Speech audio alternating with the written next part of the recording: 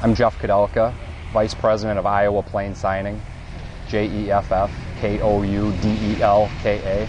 I'm also here on behalf of the Iowa ATSA chapter, American Traffic Safety Service Association. They're not accidents anymore, they're crashes. Every one of these crashes are preventable. And is there anything I haven't asked you about that you'd like to mention?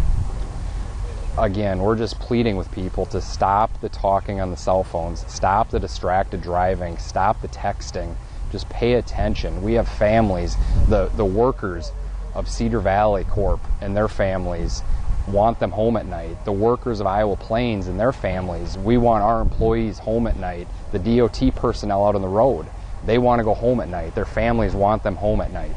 I think it's Lieutenant Randy, R-A-N-D-Y, Olmstead, O-L-M-S-T-E-A-D.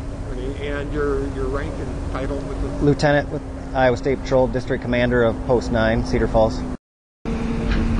What's your main message that you want to get out there as far as the State Patrol's point of view on the enforcement aspect of it? It's just to avoid the distracted driving, especially in the construction zones. They're a very busy place, and you got to remember, if you get in an accident in a construction zone, it's going to take even a longer period of time to get ambulances and the police and fire departments to your aid at those places. So, State Patrol will have extra enforcement in the construction zones, and we are really trying to slow people down to save lives out there.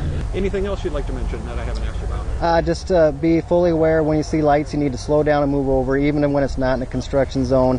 It's just ironic that this construction zone where we have here is where Trooper Charles Whitney was killed back in 1985. He was struck by a vehicle in the same construction zone out here, so please be safe out there. Mark Bortle, M-A-R-K-B-O-R-T-L-E, Traffic Safety Engineer, Iowa DOT Office of Construction.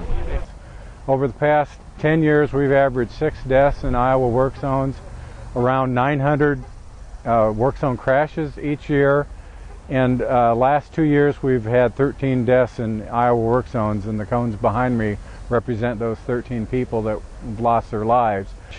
93% are folks actually traveling through the projects. Only 7% are the actual workers and the inspectors. So there's a greater possibility of you yourself being injured or killed in the work zone than those working next to it. The section of I-380 US 20, it'll be reconstructed at 6 miles. It'll take all season, weather permitting, to finish it. So we're going to be out here from now through Thanksgiving, the end of the year. So it's not something that will be in and out in a short time. This project will be in effect all season out here. So for locals, we recommend, if they do know an alternate route, particularly in morning, noon, and afternoon peaks, is to take those alternate routes, because the road is going to be very congested.